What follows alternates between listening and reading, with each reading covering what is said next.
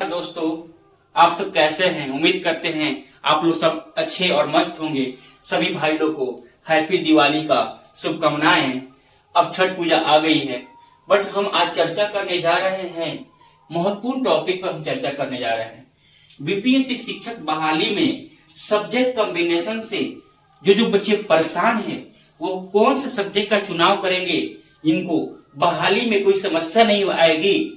जो अभी टीआरई 4 की अभी वैकेंसी आ चुकी है, टीआरई 4 की, इसमें कैसे सब्जेक्ट कॉम्बिनेशन का चुनाव करें जिससे मेरा फॉर्म छटे ना या हमारी बहाली रुके ना। इस पे हम आज चर्चा करने जा रहे हैं। मेरा नाम अशोक कुमार गुप्ता है। मैं टीजीटी शिक्षक के रूप में इस चंपारण में पोस्टेड हूं। तो मैं बता सकता हूं कि मैंने किस सब्जेक्ट का कैसे चुनाव किया था, क्योंकि मेरे बहाली हुआ। आज मैं एक शिक्षक के रूप में कार्यरत हूं। तो मैं भी चाहता हूं भाई लोग, आप लोग भी एक शिक्षक के रूप में अच्छे से हमारे राज्य का, बिहार राज्य का सेवा करें। तो आप इस वीडियो को अच्छे से देखें, क्योंकि सब्जेक्ट कॉम्बिनेशन होता क्या है। मान लीजिए क्लास 6 to 8 वो साइंस हो या आर्ट्स हो, किसी भी विषय में हो, मैं समझा दूंगा, एक समझ में आ जाएगा। जैसे मान लीजिए हिस्ट्री, ज्योग्राफी, पॉलिटी,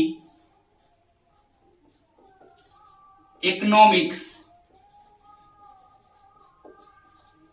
इत्यादि और सब्जेक्ट, यानी 8-10 सब्जेक्ट है।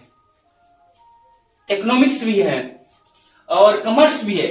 इतने सब्जेक्ट से यदि ऑनर्स किए हैं, यानी इन सब्जेक्टों में से किसी 2 सब्जेक्ट आपके ऑनर्स में होंगे, या तो सब्सिडी में हो या ऑनर्स मेन पेपर में हो, तो आप क्लास 6 to 8 के लिए एलिजिबल है।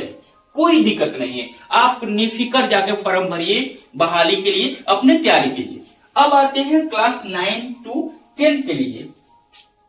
जैसे मान लीजिए हिस्ट्री, ज्योग्राफी, इकोनॉमिक्स, पॉलिटी। यह कहता है, इसमें नियम दिया हुआ था फॉर्म में, यदि आप ऑनर्स पेपर में हिस्ट्री या ज्योग्राफी होना अनिवार्य है, हिस्ट्री यानी आपका ऑनर्स हो या सब्सिडी हो, उसमें हिस्ट्री या ज्योग्राफी होना अनिवार्य है। अब हम बीपीएससी हैं, जैसे क्लास 9 to 10, इसमें कहता है, इसमें 4 ही सब्जेक्ट काउंट होता है, हिस्ट्री, ज्योग्राफी, इकोनॉमिक्स, पॉलिटी। यानी आप हिस्ट्री,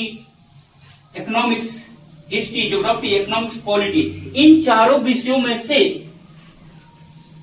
हिस्ट्री या ज्योग्राफी सब्सिडी में होना या मेन में होना अनिवार्य है।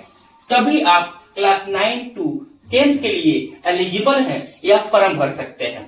अब बताने जा रहा हूं कैसे आप सब्जेक्ट का चुनाव करें।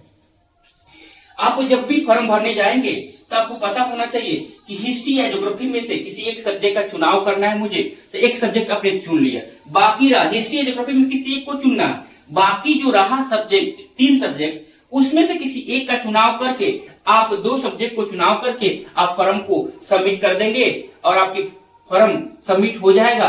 आप एग्जाम की तैयारी में लग जाइए, क्योंकि टीआरई 4 का नोटिफिकेशन आ चुका है।